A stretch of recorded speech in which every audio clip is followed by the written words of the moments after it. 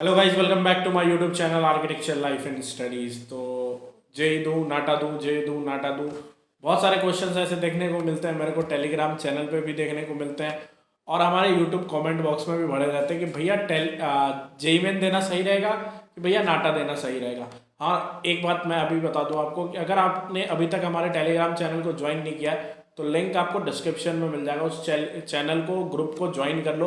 वहाँ पे आपके जैसे जैसे 400 बच्चे जो इस बार 2022 में अपना एंट्रेंस एग्ज़ाम दे रहे हैं नाटा और जेईई मेन पेपर 2 का, तो आप एक दूसरे से डिस्कस करके बहुत अच्छी तरीके से अपना प्रिपरेशन कर सकते हो। तो जल्दी से आप मेरा टेलीग्राम चैनल ज्वाइन कर लो। तो आज हम बात करेंगे कि क्या हमें जेईई मेन पेपर 2 देना चाहिए या फिर नाटा देना चाहिए। देखो, इस पर मैंने 4-5 वीडियो बना चुका हूँ। कुछ वीडियोस मैंने 2021 के बच्चों के लिए बनाया था, कुछ वीडियोस मैं एक दो वीडियोस मैं 2022 के बच्चों के लिए बना चुका हूँ। लेकिन उसका टॉपिक अलग था, मैंने उसके ऊपर डिस्कस कर लिया था थोड़ा सा। ये डिटेल वीडियो है क्योंकि बहुत सारे भाई अभी तुरंत architecture as a career choose करते हैं और उन्हें बहुत कन्फ्यूजन रहता है कि हम अपने करियर में क्या करें। हम मतलब जो एंट्रेंस एग्ज़ाम है वो हम कौन सा एंट्रेंस एग्ज़ाम दें, हम जेई दें कि नाटा दें। तो इसी पे हम डिस्कस करेंगे कि जेई देना चाहिए आपको कि नाटा देना चाहिए। देखो, सबसे पहले हम आर्किटेक्चर जब सोचते हैं तो आर्किटेक्चर का एक एजुकेशन रूल होगा, एजुकेशन रेगुलेशन रूल होगा। हर चीज़ का होता है, हर एजुकेशन, हर डिपार्टमेंट, जैसे बीटेक हो गया तो उसके लिए क्या एजुकेशन रूल है। तो हर जो पढ़ाई होती है उसकी अपनी एक एजुकेशन रूल होती है। तो आर्किटेक्चर आपको सबको पता होगा कि 2020 में अगस्त के टाइम में जो एजुकेशन रूल्स थे उसमें बहुत सारे चेंजेस आए।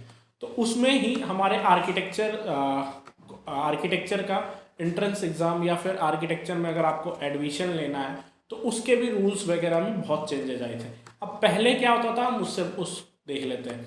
जब आप 2020 से पहले की बात करते हो, 2019 की बात करते हो, 2018 की बात करते हो, बेसिकली कहें तो जब हमने एंट्रेंस एग्ज़ाम दिया था उस टाइम क्या होता था कि उस टाइम आपको या तो जेईई मेन पेपर 2 पास करना होता था या फिर आपको नाटा एंट्रेंस एग्ज़ाम पास करना होता था, क्वालिफाई करना होता था और आप किसी भी आर्किटेक्चर कॉलेज में एडमिशन ले सकते थे।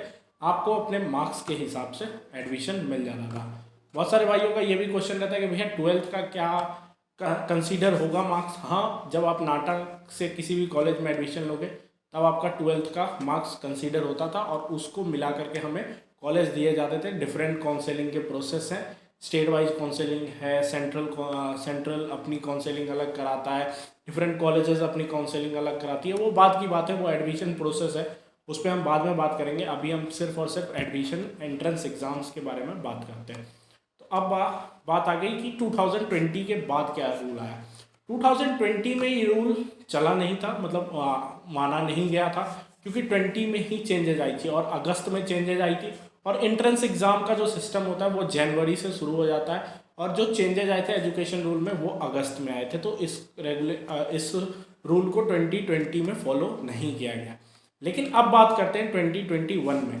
तो पहले एक चीज़ और मैं बता दूं कि नाटा में उस टाइम ड्राइंग्स आते थे, लेकिन 2020 से ड्राइंग्स नाटा में हटा दिए गए हैं। पिछले 2 साल से नाटा में ड्राइंग नहीं आया है। अब हम एंट्रेंस एग्ज़ाम्स की बात करते हैं तो 2 एंट्रेंस एग्ज़ाम होते हैं हमारे लिए अभी 2021 से। हमारे पास सिर्फ 2 एंट्रेंस एग्ज़ाम है आर्किटेक्चर कॉलेजेस में एडमिशन लेने का। जो एक एंट्रेंस एग्ज़ाम है वो हमारा है एनटीए की तरफ से, जो कि एनटीए है जो कि कंडक्ट कराता है जेईई मेन पेपर 2। बहुत सारे भाइयों को पता भी नहीं होता कि जेईई मेन पेपर 2 होता है, जिससे बैचलर ऑफ आर्किटेक्चर और बैचलर इन प्लानिंग आप कर सकते हो। पेपर 2 का टू पार्ट में डिवाइडेड है। आपको पहले पार्ट में बैचलर ऑफ आर्किटेक्चर का पेपर्स मिलेगा और उसी पेपर में आपको 30 मिनट और दे करके बी प्लानिंग का भी पेपर दिया जाता है, जिससे कि आप प्रिपरेशन कर सकते हो। या तो आप बीआर्क में एडमिशन ले सकते हो या फिर आप बी प्लानिंग में एडमिशन ले सकते हो। तो और दूसरा जो हमारा एंट्रेंस एग्जाम है वो है हमारा नाटा एंट्रेंस एग्जाम। और एक और प्रोसेस है जो कि है आईटी कॉलेजेस में एडमिशन लेने का। अब आपको अगर आईटी कॉलेजेस में एडमिशन लेना है तो एनटीए की तरफ से जो जेईई मेन पेपर 1 होता है वो आपको क्वालिफाई करना पड़ेगा। उसके बाद आपको जेईई एडवांस क्वालिफाई करना पड़ेगा, देन आपको एआईटी क्वालिफाई करना पड़ेगा, तब जा करके आप आईटी कॉलेजेस में एडमिशन ले पाओगे। अब मैं बता देता हूँ कि 2021 में क्या चेंजेस आए थे आर्किटेक्चर में। रूल में ये चेंजेस आए कि किसी भी आर्किटेक्चर कॉलेज में आपको एडमिशन लेने के लिए नाटा क्वालिफाई करना पड़ेगा और तभी आप किसी भी आर्किटेक्चर कॉलेज में एडमिशन ले पाएंगे।